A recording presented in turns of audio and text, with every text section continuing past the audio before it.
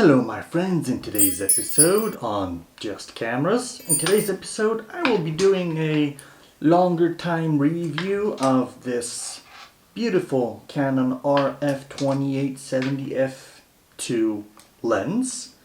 As you see, it is a giant lens. So what do I think about it? Will I be keeping it?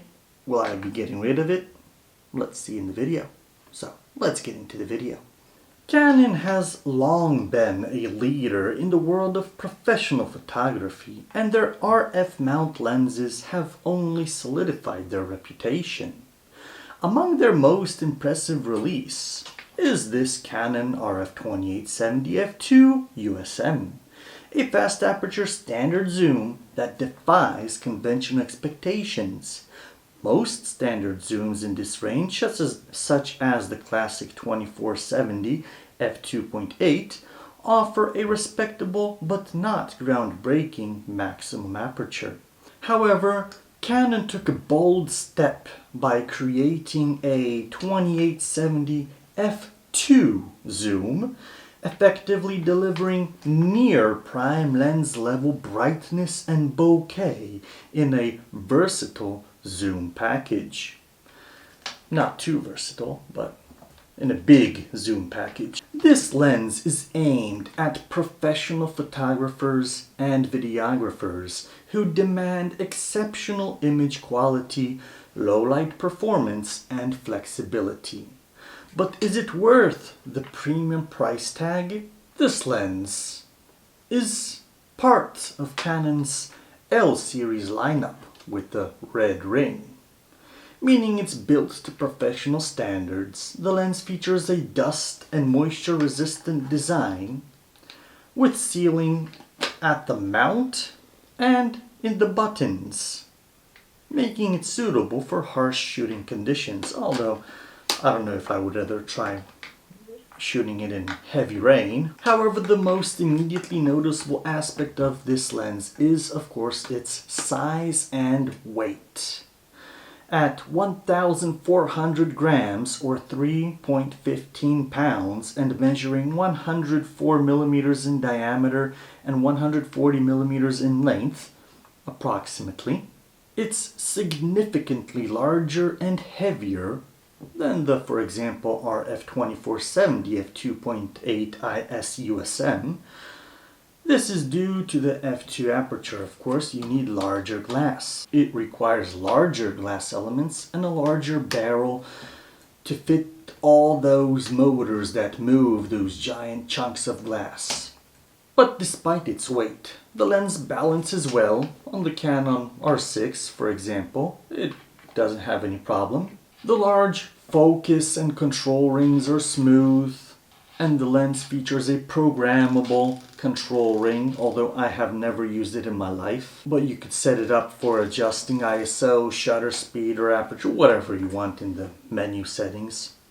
One downside is the lack of optical image stabilization. While some may argue that in-body stabilization in newer RF cameras compensates, having both would have been ideal for video work. Always a lens with IS is much better. That's my opinion. I would prefer to have IS in the lens as well, but I understand it's heavy, big glass. I don't think that's very achievable currently. So in terms of sharpness, this lens delivers exceptional sharpness, even wide open at f2. Center sharpness is razor sharp, and edge performance remains impressive. I haven't had any problems, just a little vignette if you don't have it corrected in the camera. But of course, wide open, no lens is at its sharpest, but here you just go down to f2.8 and it's sharper than, can't say these words on YouTube. One of the biggest selling points of this lens is, of course, its f2 aperture, which provides smoother bokeh than the 2.8 variants zooms. The 9-blade circular aperture ensures pleasing autofocus rendering, making it ideal for portraits and creative work. Of course, if creative work is sharp as I don't know what, then yeah, but I don't use it for creative work. I used it for birthdays, weddings, stuff like that.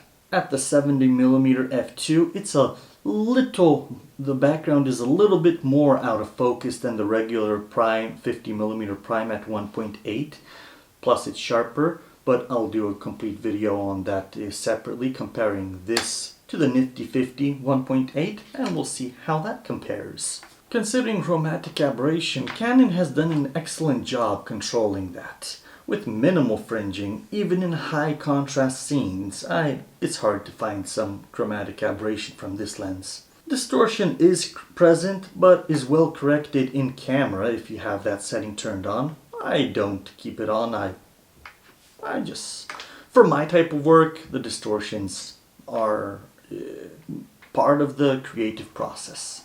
The lens has good flare resistance, but if you do have a cheap lens protector glass on it, then there will be some flares. But if you're shooting directly into the light, there could be a tiny bit of flares. But the nano coatings on this are perfect.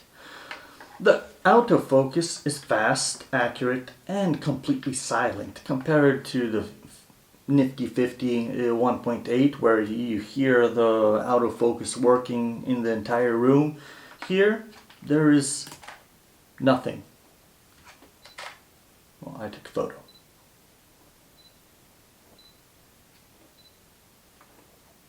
Completely silent. Don't hear nothing. So this is excellent for videography. With smooth transitions and reliable tracking, you don't have any noticeable out-of-focus noises. But thanks to the f2 aperture, this lens excels in low light conditions, allowing for faster shutter speeds and lower ISO settings. This makes it a great choice for weddings, events, and indoor shooting. Usually you have either faster shooting or better ISO performance, because that's just one stop of extra light you have compared to the 2.8. So in real world usability, it's a fantastic portrait lens, offering smooth bokeh and flattering compression at the 70mm mark.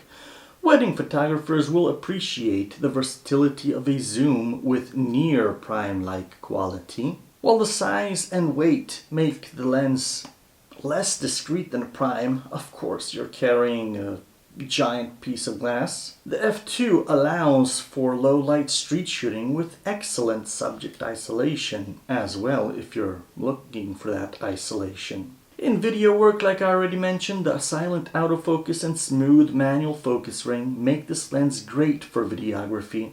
The lack of IS is a minor drawback, but IBIS in the R6 compensates well. So summary of the pros and cons. As the pros, we have the unprecedented f2 aperture in a standard zoom. Delivers prime-like brightness and bokeh. Excellent sharpness. Even wide open, center-to-edge performance is outstanding. Superb build quality.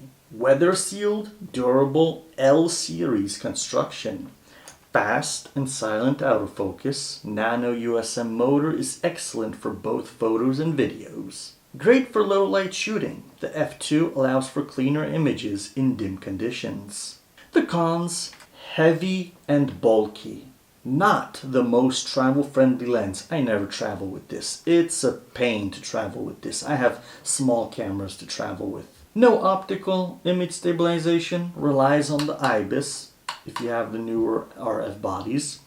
Expensive. Price significantly higher than RF 2470 2.8 IS. And 28mm instead of 24mm. That's slightly narrower, for me not a difference, but I understand there are some that rely heavily on the 24mm side. So the Canon RF 2870 f2 is a specialized high-performance lens designed for professionals who prioritize optical excellence over portability. It's ideal for wedding and event photographers who need a fast, versatile zoom, portrait shooters who want zoom flexibility with prime-like bokeh, videographers who benefit from the f2 aperture and smooth autofocus. If you can handle the weight and cost, this lens is one of the best standard zooms ever made. However, if you prefer lighter gear or need 24mm, the RF 2470 2.8 IS might be a better choice. Also, if you want even more subject separation, then of course you will have to reach for the primes. But if you add up a 28mm prime, a 35mm prime, a 50mm prime, and a 70mm prime, you are heavily overpaying the price that you would pay for this lens. Of course, you get more separation if you need that. Then of course you don't have any other choice. But if you're just looking for the cost to the gear amount, you have all those focal lengths in one. For me, answering the question, will I be keeping it? Well, I wanted to keep it, but I don't use it. Not that it sucks or anything like that. I just don't use it because I stopped doing much event photography. Whenever I did event photography, weddings and stuff like that, this was the only lens I had. Of course, I had some lenses as spare lenses just in case something did happen to the lens in camera. I always had a backup. But this was my main workhorse. It made me a lot of money.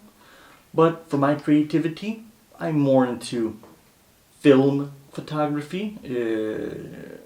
Most of my work is done on film. You could look into my film photography channel as well, Granificent on YouTube. It will be linked in the description below if you would want to see it. So that's something I concentrate more on.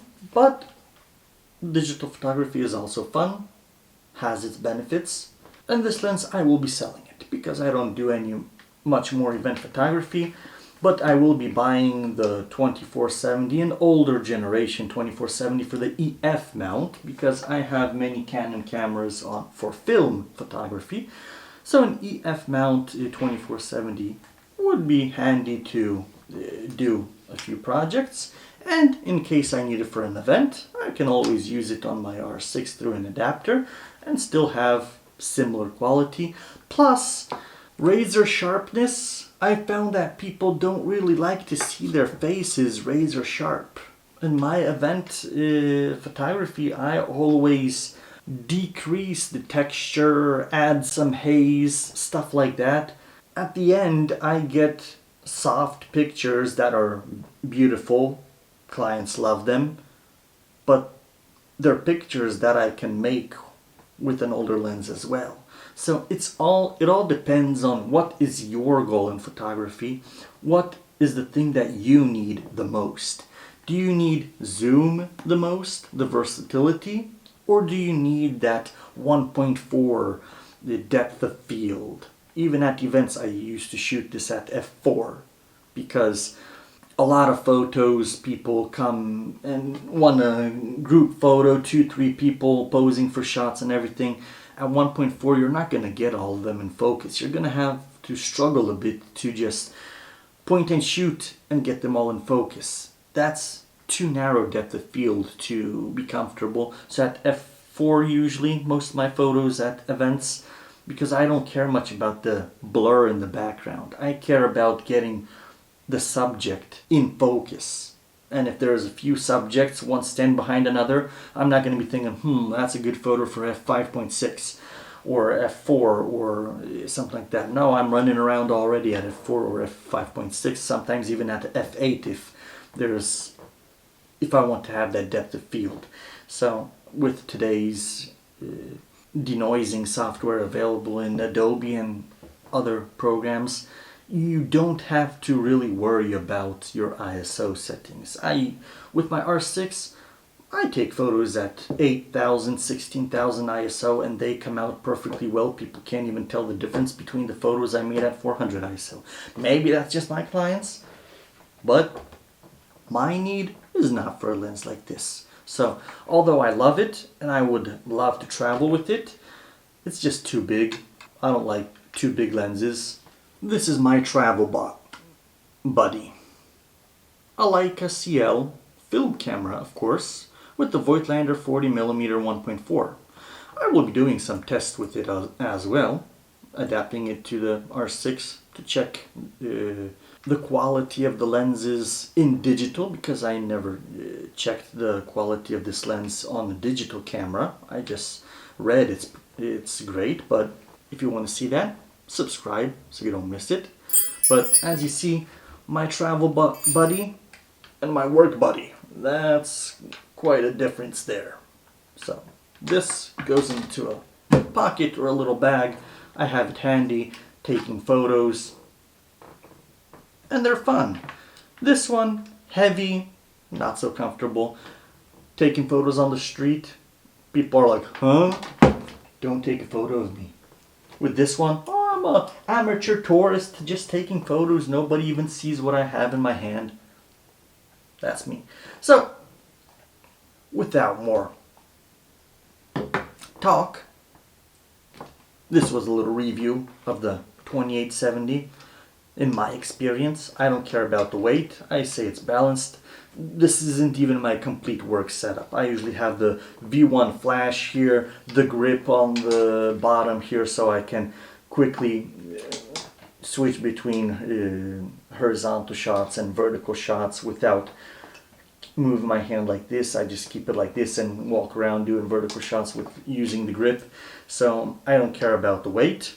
So that's not a con for me very much. It's just the size that I don't really use it outside of work. And for me, it's too expensive to risk taking it out kayaking and dropping it into the lake. I prefer something smaller, cheaper, so I don't have to worry about losing and destroying. But other than that, it's a beautiful lens, a great lens, and I do love it.